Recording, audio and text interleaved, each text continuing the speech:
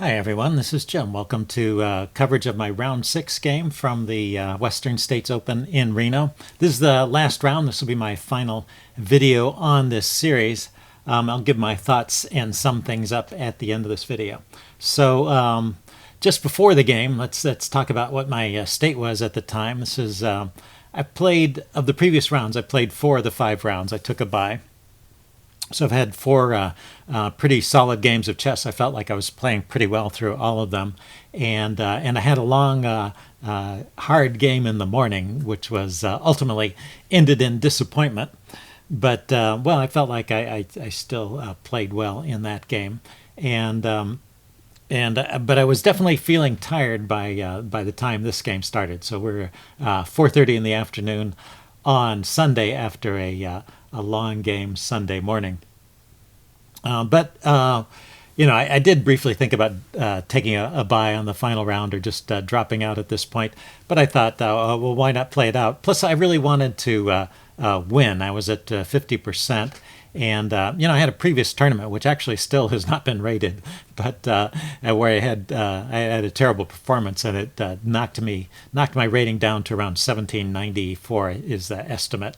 So I needed a good result here to get myself back into Class A, and so I was really hoping to get a win. And even though I'm tired, my opponent is probably tired as well. So that's one of those things that cuts in both directions. So I decided to play. I really didn't think very seriously of dropping out. I was just I did consider it a bit.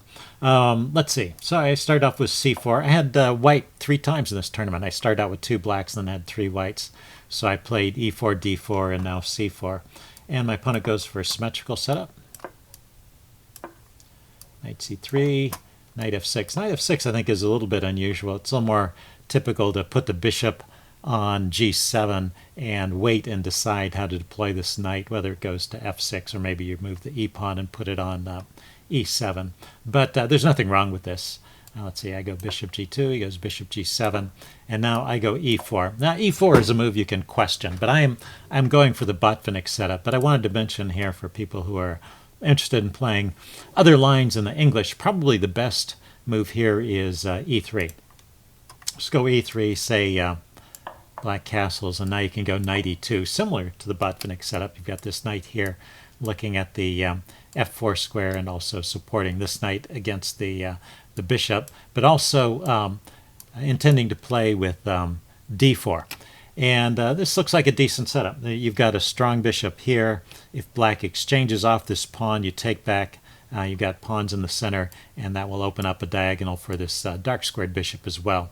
And, well, if black never takes there, then you just sort of maintain that center, and maybe the dark squared bishop can deploy along the other diagonal. So that's a fine setup for white, and probably, objectively, it's probably the best. But I have had, I've played the Botvinnik setup a number of times recently, and I've had pretty good results with it, so I kind of like it, even though the Chess Engine and the opening book are a little bit dismissive. They think basically black is equal in these positions. Okay, so I go knight e2, black castles. I castle. I think it's probably true that black is equal. When I've had black against this setup, I've usually been able to do okay as well. He went d6 here, I went d3. Goes bishop d7. I go h3. I was actually surprised to find h3 was the top choice on the opening book. At this point, I'm trying to figure out how to develop my dark squared bishop. And a natural square to put it on is e3 there. Just putting a little more force on this d4 square, which is the hole in your position. That's one of the weaknesses of the Botvinnik setup, but black can maybe put a knight there. So that slows that down a little bit. Of course, black can still just go for a symmetrical setup with e5 and knight to d4. That would work out in any case. But the bishop on e3 is subject to an attack from the knight coming to g4. So that was my reason for inserting this move h3 before deciding how to deploy the bishop. And my opponent played the very natural move rook to c8, although at this point he's actually out of the opening book. That was a very rare line. We're down to only a few games in the opening book, but actually the top choice was knight to e8 here. Kind of a funny move, bishop e3. Now I can move the bishop out without any fear of the knight coming to g4 because it's voluntarily going back, and then this knight hopping into d4. Yeah, I guess between the bishop and the pawn, there's plenty of force to support the knight on d4, and that knight to e8 was a necessary part of that, clearing that diagonal to support the knight to d4 idea. So an interesting way to play, although I still, I'm not quite sure about this knight to e8 move. But in any case, actually knight e8 happens later in this game anyway, so maybe there's something about this position where that's a useful routing square for the knight. Maybe it'll hop over to the queen side later. I'm not sure. Anyway, but rook c8 seems like a very logical move, and certainly fine for black. I decide to hop in to d5 myself, maybe a little bit prematurely. And, I have to say, this is probably first sign that I was a little bit not thinking super clearly. In fact, I could feel it during the game. I felt a little bit like I was playing in a fog. And there's certain parts of the game that show it. And I think this is one of them, because he played e6. And then at this point, I decided, normally when you play the knight here and it can get kicked right away, you have some idea to route it to a different square. But now, I don't want to come here to f4 particularly. It'll just get in the way of this knight. And if I come here to e3, it'll get in the way of the bishop. So I end up just dropping my knight back to c3. So I think this is helping my opponent here. I basically just wasted the tempo there. And, e6 is a useful move for black. So I'm not doing myself any favors here. So the first sign that I'm a little bit sleepy here. Okay, so black played knight e7. And I went f4. And yeah, this is one of the ideas with the Botvinnik setup, is you can get this pawn duo forward and even push on to turn it into a kingside attack. And you can play that way even if, it's useful if black has played e5, because you immediately hit something there and you get some tension in the center. But even here, you're creating a little bit of tension with the threat of pushing on to f5. And then black went with bishop to c6. So if we back up a little bit, if you're wondering about his knight e7 move, I think that was his idea here, knight e7, to get out of the way so he could put the bishop on c6. And after I play rook to b1, another idea with the Botvinnik setup is to expand on the queen side. It looks like I'm following both plans at once, but in any case, he pushed on with d5. So I think that was his idea with this little maneuver with the knight and the bishop. He's rearranged his pieces to effectively support this d5 push. So interesting plan. d5 is not necessary. b6 could be played. It's a little bit quieter. Black has a very solid position and is doing fine. But d5 I think is okay as well. Although if I play this right, the chess engine thinks I start to get an advantage here. So, well, first let's show what I played. I pushed e5 immediately, and then he did drop the knight back to e8. That's what I said about the knight goes to e8. And then I took, and he took back with the knight. And the chess engine actually likes black in this position. So let's back up and give the line the chess engine prefers, because it's got a similar idea. But what the chess engine wants to do is take first. If you play c takes d5 here, he can't take with a piece because I've still got a pawn on that square. He has to take with a pawn. And then e5, and that kicks his knight back to e8. And the chess engine likes this position for white. Now if black pushes this pawn forward, then my knight can hop in here, or I could trade off bishops first and then put the knight there. So I've kind of restrained his pawn. And my backwards pawn, which might be weak in some circumstances, is shielded by his pawn on this on the d file. So my pawn won't come under attack. So let's go back to the game. Instead of exchanging first, I pushed first. He dropped his knight back, and then I exchanged, and he took with the knight. And the difference is between these two positions. Now I still have the same backwards d pawn, and it's exposed along the d file to potential attacks. And he's got a nice knight here. On the other hand, he gave up the e4 square. So now I can place a knight on e4 since he didn't take with the pawn, he took with a piece. Then that gives me this e4 square. So I was feeling okay about this position during the game. But, well, the chess engine likes black. So he played b6 here. I went a3. Just taking away some squares from that knight. And knight to b4 there might be annoying, trying to hit my d pawn. And then he went f6. So up to this point, it appears that even though I said the chess engine likes black, it's not a big deal. But apparently my next move is a mistake, although it's a little bit hard to see why. So I will show you why, but it's a complicated line. So I don't know, maybe objectively it's a mistake, but I think in practical terms it's fine. I just took on f6 when he played that, thinking, that would give me some play against his weak e-pawn to counterbalance his play against my d-pawn, and be an interesting game, I thought. So I just took right away. The chess engine thinks the best move here is to play with d4. So I push this pawn to d4. That way if he takes, I can take back. Let's see. The chess engine gives queen to d7 here as a move. Queen to d7, sorry. And then taking on c5. And black throwing in this move, f takes e5, rook to e1. I know it's kind of a crazy line. I'm not sure I understand all of these moves. And knight takes f4. And looks like black has momentarily snagged a pawn, but I guess I will be rounding things up, or maybe I have enough pressure to compensate for the pawn with these open lines. Anyway, it's kind of a funny line, and that doesn't seem very natural to me. I just took.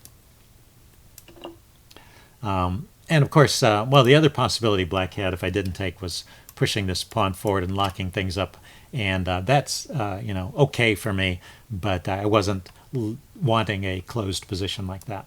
So anyway, I took, and he took back. Knight e takes f6, gets his knight off the back rank. And then I played b4. And now let's go on with this chess engine line. He didn't play the best move. He played the pretty natural move, knight takes e4, just exchanging, and apparently I'm okay after that. So here's how the chess engine wants to play it. And you tell me if a human could figure this out. He took on b4. Chess engine wants to take on b4. I take back. Thought this was fine. That's still supported by my rook there. Then queen to d7. Say queen to e1 with the idea of defending this pawn and then maybe playing bishop to b2 there to counteract his bishop on the long diagonal. So and also, the queen is supporting some key points over here on the king side as well.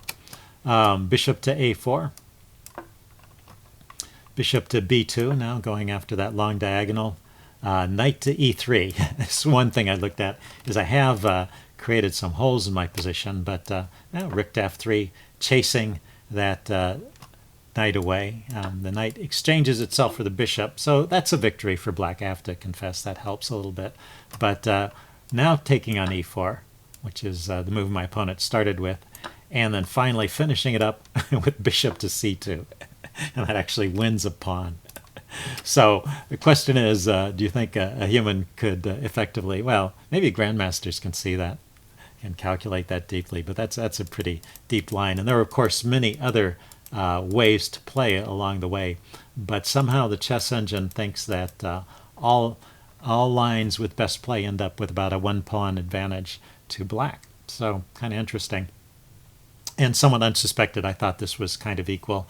And he just played knight takes e4 directly, a pretty natural move, and I took back, and we are still about equal. So everything worked out, I guess. He hopped in here with knight to c3. This wasn't necessary. He could have retreated the knight as well. This kind of forces an exchange because he's forking my two pieces, so I've got to take. But I don't know if that exchange really helped him. But we get into this interesting kind of position with rooks and bishops, no knights at all.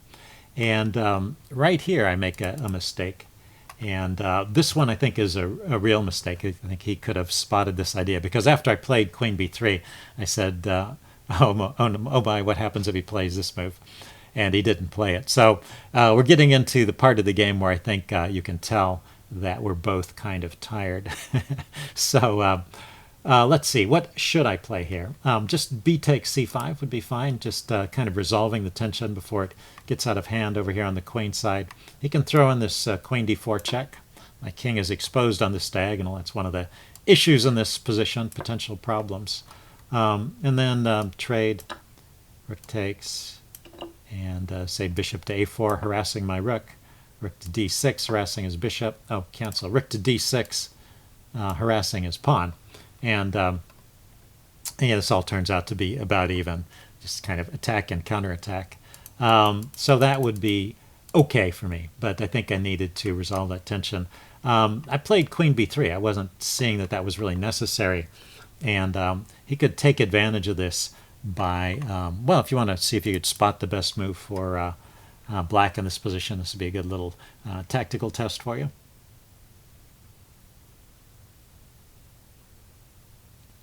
Okay, I'm going to give the answer away now, so pause the video if you want to think about it. The best move for black here is queen to d4 check. Yeah, just go for that check right away. And what that does is it supports the c-pawn, so now the c-pawn can come forward. And now you can see why it was a little dangerous to leave that tension there for too long, because if he can, with tempo, turn this into a passed pawn. In fact, after my queen moves, he can push the b-pawn forward, and it'll be a protected passed pawn. And this is an excellent position for black, so that would be best play. Instead, he checked with the bishop. So I think this is a sign that my opponent... Oh, by the way, I didn't mention his rating. My rating was 1833, and his rating was 1794, so very comparable ratings. Anyway, this is a sign that he's just as tired as me, I guess, because I think normally he would have spotted an idea like that. He played bishop d4 check, and this kind of lets me off the hook. My king escapes. And then he played queen over to e7, and I pushed on with f5. And f5 is another mistake. Once again, the best plan here would just be to exchange out on c5 and eliminate this threat of the passed pawn. After f5, I thought this was pretty clever. I mean, my queen b3 move came out here. It pinned this pawn, it attacked it, and now I'm just continuing the attack on that pawn. But I'm kind of ignoring the weaknesses in my own camp. Let's see. So he took with the g-pawn. I took back. And then he played bishop takes g2. This is all correct. Best play. I take back. And then now, once again, the idea here is c4. He should just push that pawn forward with a tempo on my queen and create that protected passed pawn. And that looks like a winning position for black. Instead, he played in this position, after those exchanges, he played, I took here. He just played king g7. So he let me off the hook a second time on this c4 move. And then, so this is the part of the game where you can tell we're all pretty punchy here. It's one mistake after another. My next move is a big mistake here, too. I take the pawn. And...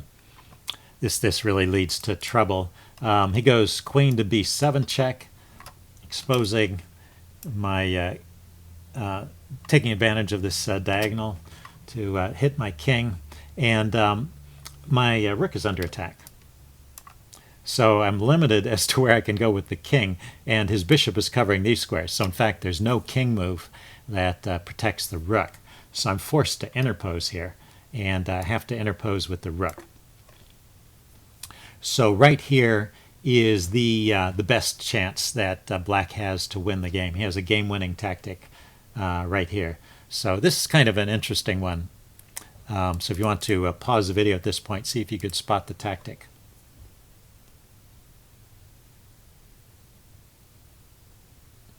Okay, I'm going to give the answer away now. If you thought of c4, that doesn't win immediately.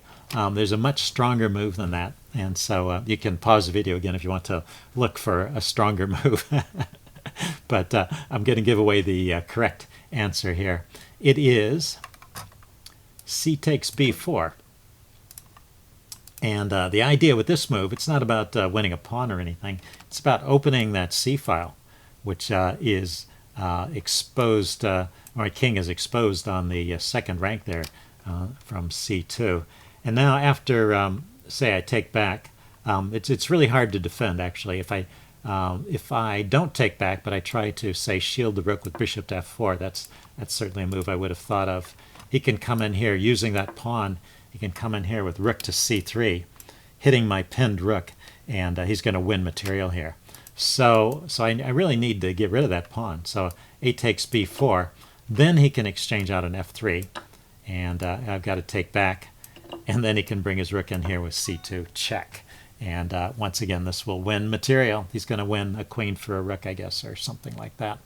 So bad news. Maybe in this case he wins the whole queen, because any king move is going to give up the queen. Yeah, I don't see the way to give up the queen for just a rook. Yeah, so this is winning the queen. The other line was just winning a rook for some pawns. So anyway, it's all bad. Everything loses material. At the least, I lose a rook. So so once again, this sign that we're both a little bit too tired to be playing this game at our best at our best is definitely the case here, because he just took on f3, and I took back, and he exchanged into this endgame, which is actually pretty even. You know, I'm still playing for a win here. I have this advanced pawn, and I came out a pawn ahead. 1, 2, 3, 4, 5. Yeah, he ended up with 4 pawns, and I've got 5 pawns. And but this pawn is a little bit too far advanced in a way, so it's hard to convert this. But like I said, I really wanted the win, so I was playing on. Let's see. He made well. There's a couple ways that Black could play from here, and they're both kind of interesting. The move he didn't play, but I was sort of expecting, was King f6. He can just go after this pawn. See, I can take on c5. He takes, hitting my a pawn. Move forward. He takes, and this is pretty much a dead draw at this point. So that's why I was sort of expecting this. I thought that was the surest way for Black to ensure a draw. I didn't see that Black had any winning chances at this point, and objectively, I don't think Black does. Let's see. He went rook to e8, and now there's this interesting little maneuver that gives me a little bit of an edge here. So if you want to guess what I played at this point, I think it's kind of an interesting test. Okay, you know, there's several moves here, so if you didn't guess the exact move, there's probably other moves that are pretty good. But this one maybe is the most gives White the most fighting chances. I took on c5. And the idea is that however he takes back, if he takes back with the bishop, then I can move my bishop here with check and then bring my rook over to defend the pawn. And on the other hand, if he takes with the pawn, then I can bring my rook in with check, and then that will allow me to maybe move the pawn forward and defend it with the bishop. So seems like either way I'll be able to muster some kind of defense for that pawn. He chose to take with the bishop, so so I went this way. I went bishop b2 check. He went king to g6. I think the simplest move here would have been king to f8. That was sort of what I was expecting, and I don't know if I have any chances there. But he went king g6, and now, you know, it's not so clear. I went rook e1. I've got this extra pawn. It's protected, and it's a passed pawn.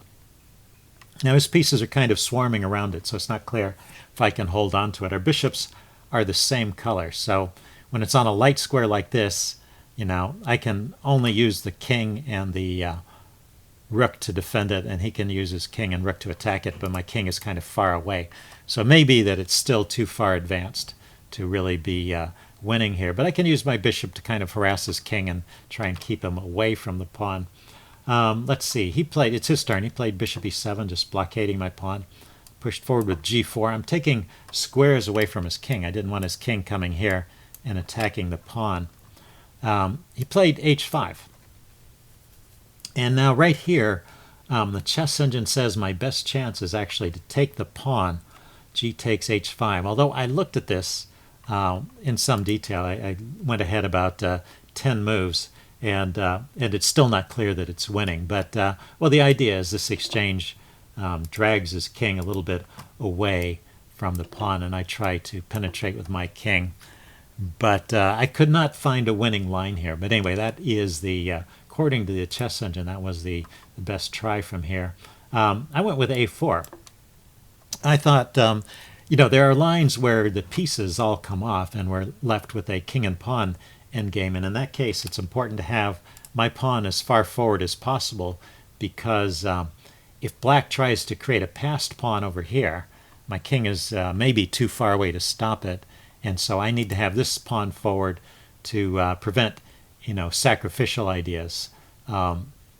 If he can force the exchange, then this pawn will disappear. But there are ideas of sacrificing his pawns for sacrificing one of his pawns to get a passer, and then I need to be close enough to race to the end zone there before he does. So this move is aimed at slowing down these pawns over here on the queen side.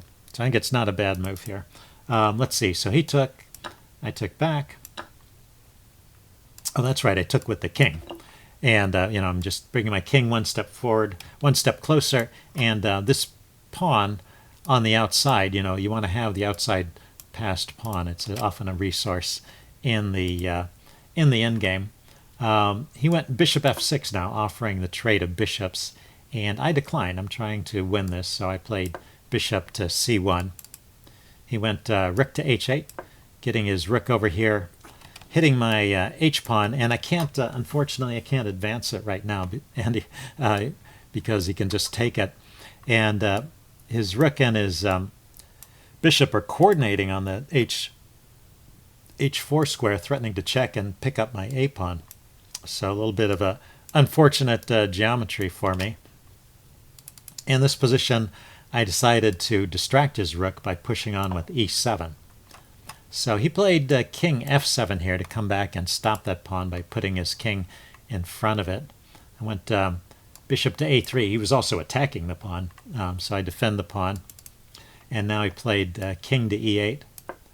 And now I went rook up to e3, hitting his bishop. Oh no, rook up to e3, defending my pawn. That's right. Let's see. So he played rook h7. Now he's just keeping an eye on my h-pawn and then concentrating all of his forces on the e-pawn, which he can round up. He's got 3 pieces attacking it. I only have 2 pieces defending it. But I saw an idea here that seemed to have some winning chances. So I played it. I went for this king f5 move. I'm hitting his bishop, and he wants to take the pawn anyway. But after he takes, his bishop is in a pin. So the bishop can't move, and his rook only has a limited number of squares to go to. And I can get my king one step forward, closer, with king g6. And also attack his rook. And the rook comes over here to f7. And now I have an idea here, and I spent some time calculating it, and it just comes up one step short. If this pawn were just advanced to one step further, then I could actually trade out on e7 here, and then queen this pawn before his pawn's queen. It's just a race condition, and I'm just one step short of winning. So I thought for a long time here, trying to find another alternative. I thought maybe rook e6 would be a move here. And in fact, the chess engine says rook e6 is the best try. After rook e6, the chess engine gives this line, rook to f3. And then just giving up this bishop. But let's see, after the check, king to d8, and say bishop to d6, saving my bishop, he takes on h3. And the chess engine gives a slight edge to white here, but probably it's not a win, because the problem is the rook versus rook and bishop is a draw, and this pawn is blocked by his 2 pawns. So unless there's some way I can trade off both of those pawns without giving up this pawn, I'm just going to end up in a drawn endgame anyway. And the chess engine did not find any way to win that. When I was thinking about rook e6, I thought he could also get out of it by playing king f8. This unpins his bishop while still protecting his rook and his bishop. My king was attacking his rook, so king had to move in this direction. But actually, this would lose. This would lose because why don't you see if you can find the winning idea for white here? Okay, pause the video if you want time to think about it. I'm going to give the answer away. The winning idea here is just to exchange out on e7. And then after he takes back, you don't keep taking. What you do is you play king to f6, and now his rook is pinned, and it can't move and it can't be defended. So you're going to be a piece up and the same number of pawns here. So the bishop can stop these pawns. The bishop is even the right color for this rook pawn, so that would be winning. Of course, that's not black's best play, but it's a chance that he might have fallen for that. You know, in fact, I thought rook e6 was going to be I would just be losing my bishop after that anyway, after he played king f8, so I didn't think that was going to work. so he might have played that move, and I might have found that idea, or I might have missed it. Anyway, I couldn't find anything, even though I thought about that rook e6 move for a while. Didn't see any win that came out of it, and so I just took on e7 with my rook, exchanged everything out, and offered a draw right here, and he accepted. So we didn't even play the rest of it out. But just to show you what I was talking about, it would go like this. He takes, I take, he takes. Now I have to bring my king one step further. If his king can get in front of my pawn, and then it's going to be a problem because these pawns can queen by themselves. They can push these through, and my king would have to start running over here. And I'm not sure what the outcome of that race would be. But if I'm trying to win, I have to play this move to keep his king out. And then he can start pushing his pawns. He goes here, I push my pawn, he goes here, I take, he takes, and it works out the same if he pushes instead of takes. I push, he pushes, I push, he pushes, I push, he pushes, I queen, and he queens. So if I just had been one step closer, I would have queened with enough time to come back and stop him from queening. It's all about that one move.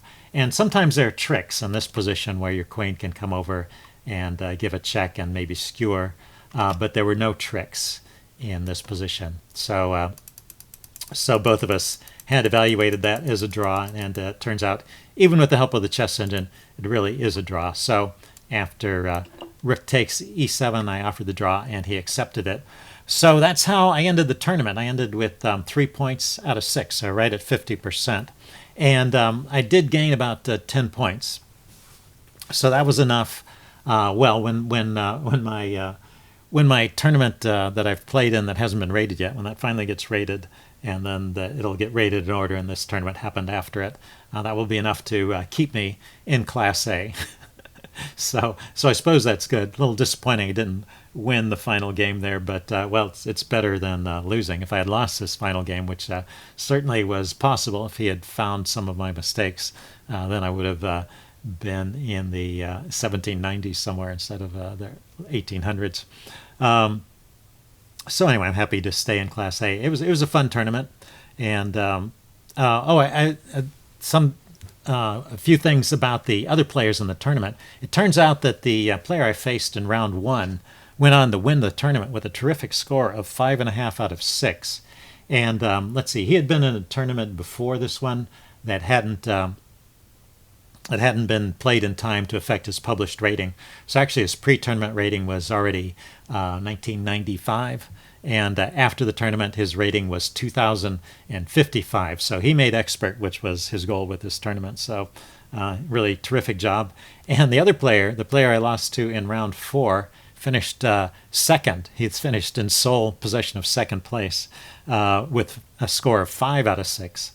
So I did face a couple of really strong players. Let's see, his pre-tournament rating was 1905, and after the tournament, his rating went up to 1967, and I expect by next year he'll be an expert. So those are 2 players I probably won't have to face again if I continue to play in Class A. So you might say I had some bad luck facing some tough opponents. But on the other hand, the players I beat, the two players I won against, ended up near the bottom of the tournament. So I can't really complain on that account. I probably the luck worked both ways. I had both good luck and bad luck. It probably balances out. So it was a pretty fair result for me, and I think I played pretty well through the tournament, except for this last game. So the let's see, the winner of first place in that tournament made I think $650, and the second place winner made about $300 or a little more. So if you're doing well, you can make some money at these tournaments. Anyway, I had a lot of fun and hope you guys like these videos. And well, I'll see you again soon. Bye.